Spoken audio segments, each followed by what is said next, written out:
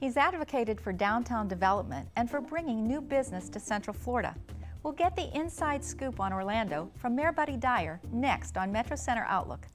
This program is made possible by funding from the UCF Metropolitan Center for Regional Studies, where government leaders, business executives, and academic experts come together to discuss major issues facing the state of Florida.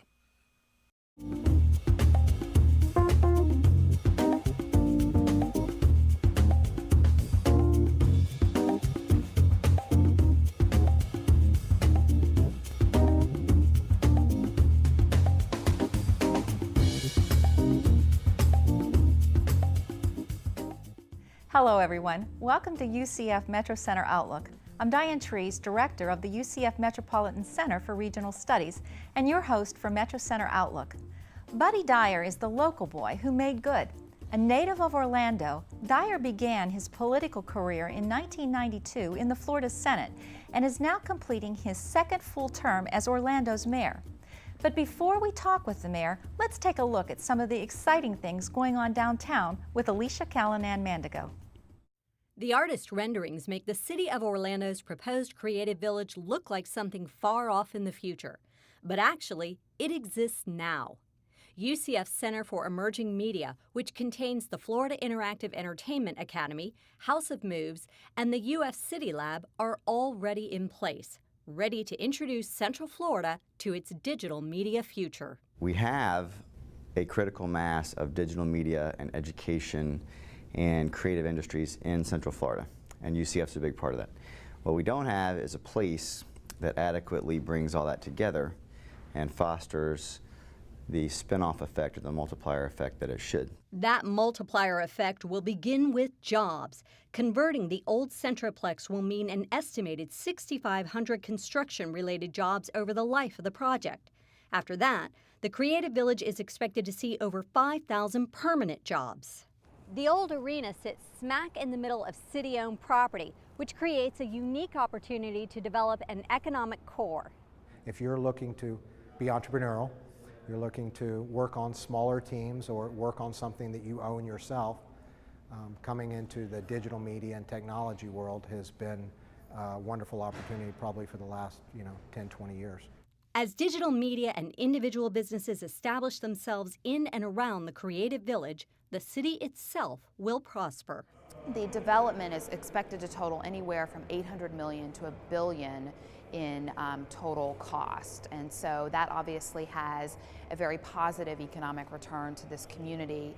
And at build out, the property is expected to generate about $10 million in property tax revenue to the city on an annual basis. But developer Craig Usler says what drew him to the project was having UCF as the anchor. By and large, when you really research the great cities, they almost always have a great university. A great vision helps too. Alicia Callanan-Mandigo for UCF Metro Center Outlook.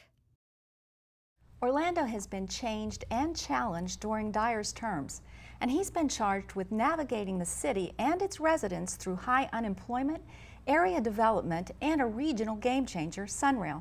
Mayor Dyer, thank you for being on the show today. Oh, thanks for having me on, Diane. Orlando has suffered, along with other local governments, in declining revenues the past few years. The next year doesn't look much more promising. How does that impact Orlando's ability to grow as a city and with the region?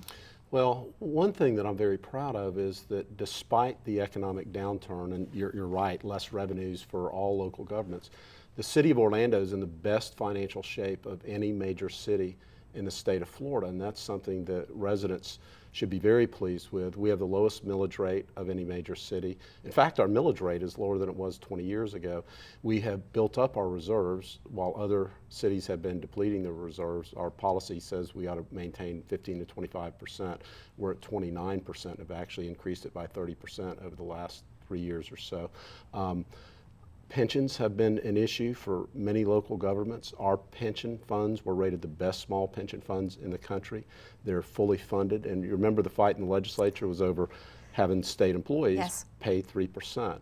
Our firefighters pay 7.5%, and our police officers pay 8.5% toward their pensions. Our employees have worked with us to make sure that we're financially stable. Every city employee gave up their cost of living increases, which they were entitled to the last 2 years. So they've helped us to keep our budget on track. And then we've been able to maintain our investment in public safety. We have more firefighters and police officers per 1,000 residents than any other city. And what that means to you, violent crime has gone down 40% in the last several years. Our fire department has an ISO rating of 1, and there's 48,000 fire departments and only 62 in the country. And the stat I like to give on that is you are 5 times more likely to survive a heart attack in the city of Orlando than anywhere else in the country. That's a good stat to know. That is a good stat. And then the last thing is, Fitch gave us a bond rating of AAA, so our rating's better than the federal government. I know that you've presided over the budget and you have tightened things as well as worked with as a team effort to do this, but there's nowhere else to streamline. Are you at the point where you're going to have to cut some services or discontinue them? This year we don't. We have made some prudent decisions over the last several years. We've been fortunate to get federal funding. There's 2 programs that help you with firefighters and police officers. So we have a COPS grant that pays for 15 police officers, and we have a SAFER grant that pays for 45 firefighters. So that has been extremely helpful. But what we did about 3 years ago when we saw the economy declining, we examined our services, what do we do, and thought about what are our core functions, and then what are things that we do that are nice to have when you're in good times, but they aren't essential, they aren't core services, and we look to cut those types of programs back and maintain our core services at a high quality. You have long been a supporter for the arts, cultural aspects, technology hub in downtown. What have been major stumbling blocks for you to get buy-in and to get some of these projects going? Well, you know, our whole community has grown up in the last 10 years, and UCF has been a big part of that, but we have realized that we need to work together collaboratively and partner if we're going to accomplish these big vision things like the medical city or the venues or Sunrail or downtown revitalization for that matter. So I think that the coming together has enabled us to do those things.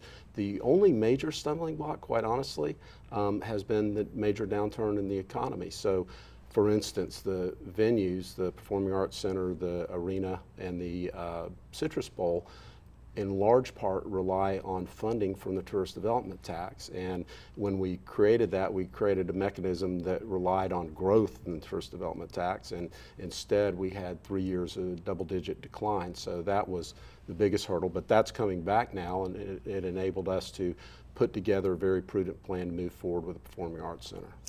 What about the feasibility for the Citrus Bowl?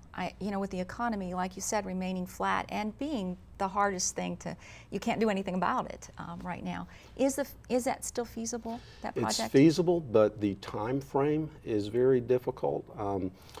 I would hope that in the course of the next couple of years, maybe we can come to an agreement with the county to be able to move that forward a little bit more quickly, but it's very dependent on how fast the tourist economy comes back, and the way the original agreement is structured, all of the money that is due for the Performing Arts Center has to go in before the Citrus Bowl can get any tourist development tax. So that puts it third in line, and it's troubling because we have the bowl game renewals coming up, and they renewed one time with the promise that we're going to renovate the stadium, so you know that could be at risk.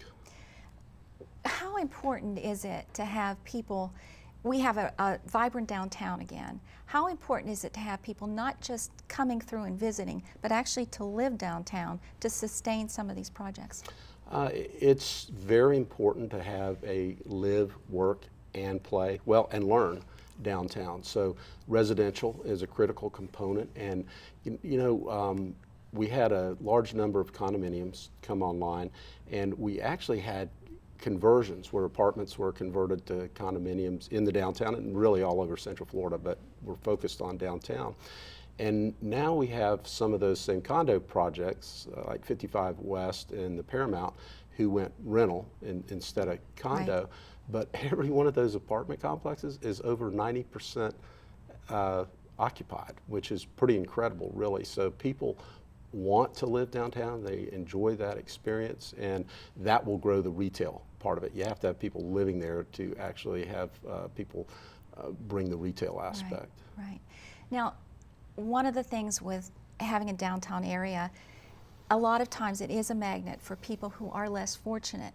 How does helping those people, connecting them with agencies that can transition out of homelessness, how does that factor in with your downtown development plans? Well, a lot of the agencies that do provide help for, say, the homeless are located in or near the core. A lot of them, quite honestly, in Paramore. We actually have 2 downtown homeless ambassadors who spend all day on the streets encountering people that are less fortunate and trying to assist them and provide them with the services that they need. And we have a lot of wonderful agencies. iDignity, I know you're familiar with that one, that helps people with identification cards and things of that nature. There are 4 organizations that provide the majority of the meals downtown. They served 800,000 meals last year, so a lot of good work by a lot of good people. So it's a matter of connecting people, letting them know what's out there too, and trying to help. We do, and we have information cards that have all of the service providers listed, where they are, and that type of stuff that we hand out. Our police officers and other folks that work in the downtown have those. We are known as a tourism destination. We have many other things, but that's been a primary economic driver. With Central Florida having Tampa and Busch Gardens, we have Brevard with Kennedy Space Center, now Legoland in Polk City, and then our attractions here. How can we better promote tourism on a regionalistic basis? I've heard you talk about the super region that we need to have. And Visit Orlando, which used to be our CVB, it's now called Visit Orlando, does that already. They promote the West Coast beaches, for instance, or they've always promoted the Cape as being part of the Orlando experience. So I think Visit Orlando does a good bit of that, because people come and they don't go to the theme parks every day. Well, Disney has figured out, okay, they can do theme parks and then do a cruise, but a lot of people come and do some type of outdoor activity, whether it's golf or whether it's taking advantage of the beaches or the Everglades or any of the great natural encounters that we have. So we have a lot more. I was surprised when I was reading that only 6% of the influx of tourists that come in here are international. I know that's nearly 4 million people, but I just assumed that percentage would be much higher. How can we attract more of the international visitor here? Well, let me give you a couple numbers. We had 51 million visitors last year, and that's the most of any city ever in the history of the U.S. And you hit the number, 6% of those are international. That's actually growing though, but what's interesting is 6% international, but they spent 22% in terms of the spending here. So we are reaching out, having additional nonstop flights to Orlando is important, so expanding the international air service. And then Visit Orlando does a good job of representing Orlando in foreign trade shows where the travel professionals are, but that continues to be a growing segment and something that we're focused on here. So making it easier to get into Orlando or Tampa and those areas brings international. Let's talk a little bit about the annual Conference of Mayors. That's going to be held in Orlando in 2012. You'll host. What's your primary agenda going to be for that? Well, we're very proud to host the U.S. Conference of Mayors. That's the mayors from around the country. It was in Baltimore last year and Oklahoma City the year before that, and we were encouraged to bid to hold it here in Orlando because it had never been held. So it's an opportunity for us to showcase Orlando. All the big city mayors will be here, and we're going to be out at the Royal Pacifica at Universal and showcase downtown Orlando and UCF and the Medical City and a variety of things. But what the U.S. Conference of Mayors does for me specifically is, all mayors have similar issues going on in their cities, so it gives you a chance to interact and compare notes and borrow maybe some of the things that other folks are doing. Did you bring back some ideas or best practices that you would like to see? Because I know you went to the Baltimore conference this time? Yeah, I get good ideas from different organizations all the time. We borrowed one from Jacksonville when we did our rewards for crime guns, was a program that they were doing. So that's one that we copied specifically. What's the perception of Orlando when you go to other places like this? What's the perception that you get? Well, you know, it's the perception that's shared around the world that we're the best place there is to vacation or to visit. I think people are beginning to get a little bit better picture of what we are in terms of technology and research and some of the other industries that we have here, and I certainly want to showcase that when we have the mayors here. Well, I was also surprised to find that the conference alone is going to bring in about $2.5 million just in revenue. Well, That's hopefully great. the mayor of Baltimore is not listening right now, but when we were up in Baltimore, I had so many mayors come up and say, you know, I didn't bring my family to Baltimore because we're all coming to Orlando next year. They're really excited about doing that. And I had one mayor who said, I'm bringing all of my kids and all of my grandkids, and that's 23 people. Excellent, Right. excellent. Let's talk a little bit about the venues again. Now, Amway has been built. The Performing Arts Center is underway, and then the Citrus Bowl is still possible, just maybe further down the line. There is a possibility of an investment up to $100 million now. The Magic have come about saying to redevelop a piece of property across the street from the Amway Center. What are some of the pros and some of the concerns with a project like that? With the project, well, the pros are that's what we've been anticipating, that we wanted to leverage the public investment in facilities, the Amway Center specifically in that case, to create a sports and entertainment district that would be privately funded and developed. So we had done several strategic plans, and we master planned all of Paramore and downtown and said, here's where we would like things to grow. And the Magic came to me a couple of months ago, I guess now, and said, we've done well in other business ventures, not the Magic specifically, but the ownership, and we want to invest in the city that has been so good to us. Where do you want us to do it? We've got $100 million we'd like to invest. And I just pulled out the plan and said, look, we've said all along the next thing that needs to be developed is the property across the street. So why don't you guys take a year, do a feasibility study, come back and present to us what could happen on that property. And the benefit to the city is they're going to spend $2 or $3 million figuring out what needs to go over there and then bring that back to us, and we get to decide if that's what we want to do or not. So they're taking all the risk, right. And they're also an investor basically that has the $100 million. It's not somebody that's going to go do a study and then say, well, we'll do this if we can get financing. It's a real project. Right. I know the potential for some tax returns then, if the project would go through, would be revenue again to the city, so that would be... Oh, right. Think about, well, revenue to the city, to the CRA specifically, right. which would be the TIF from both the county and the city. So on $100 million, that's, say it's worth that, but if you build $100 million, put $100 million in, it's probably worth more than that at the end, but that's generates $1 million in property tax revenue right off the bat. And I know that some of the concerns have been with some of the merchants and that, Yeah, you're addressing that. Biggest, well, that's why we want to take time to study how to go about and do this right. There's several issues to be dealt with. Number one is there's existing tenants in the buildings that are on the north side. It's a parking garage really, and then the police station. So it's making sure that the existing tenants are taken care of. Also, we have an active police station that is on that property that is not contemplated to be part of the phase one development, but it's still, they need access in and out, and they're going to continue to be a functioning police station, so we need to figure out how to work around that as well. Now you talk about the master plan and how the pieces come together and that. You have always been involved with trade and other economic development missions, and in March of this year you led a delegation hosted by the Economic Development Commission to Israel, and the topic was Medical City and it being a destination. First off, why Israel? Well, Israel is really connected to us in terms of innovation and entrepreneurship. I think if outside of tourism, if you think of Orlando, people think of innovation. We're known for our entrepreneurs. We're always listed as one of the top entrepreneur cities in the country and the easiest place to start a business, that type of thing.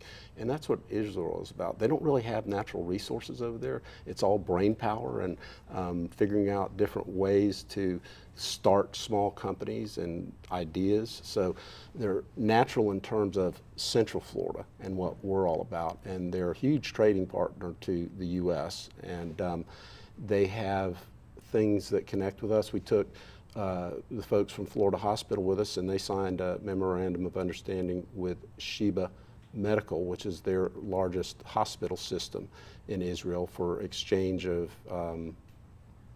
ideas and research, and they're tied in with the Nicholson Center now, so that was a direct outcome of that. I understand that one of the UCF professors here, his research on Crohn's disease, is going to be utilized as a direct result of that trip as well. So that's some of the benefits, but we also visited with airlines over there and some manufacturers of airplane parts, pharmaceuticals, another big industry here, and an electric car manufacturer. Well, speaking of the manufacturing, a few years ago, you took a trip to Brazil. What were some of the outcomes? Because this was a trade mission as well. I try to do a trade mission usually once a year or so, and what I ask the EDC and Visit Orlando and the airport to find something where it's important to have the mayor on the trip, that it's not just, you know, a junket, I guess.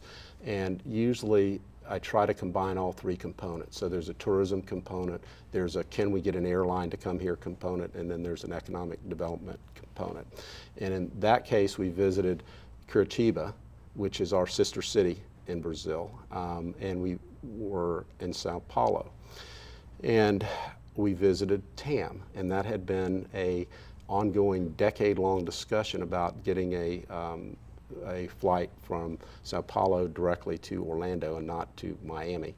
And as a result, direct result of that trip, TAM agreed to originate a flight. Now they have two, and they're going to add a third, and that has increased the Brazilian international visitation by quite a bit. Well, I know that Brazil's economy is booming, and actually when I was reading about the percentage of international visitors here, that's the fastest growing group coming through Orlando and the biggest spenders. Yeah, they spend about double anybody else. So I was wondering if there were further plans for outreach for Brazil. We send, I haven't been back on a trade mission, but we have trade missions down to Brazil a couple times a year, and we have a large Brazilian American population here in Orlando, and we're very close with the Brazilian Chamber as well. So that's a great growing segment here in Orlando. So your outreach, both going to Brazil and for here, has paid off. It has. Yes. Thank you so much for your time today. I appreciate you being here. My pleasure, Diane. That went quick. It did.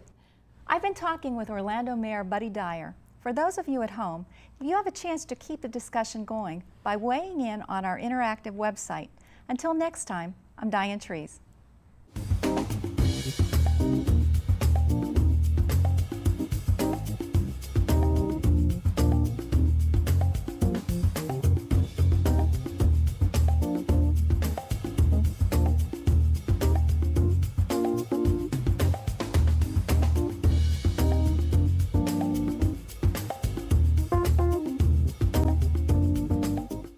This program was made possible by funding from the Metropolitan Center for Regional Studies, where government leaders, business executives, and academic experts come together to discuss major issues facing the state of Florida.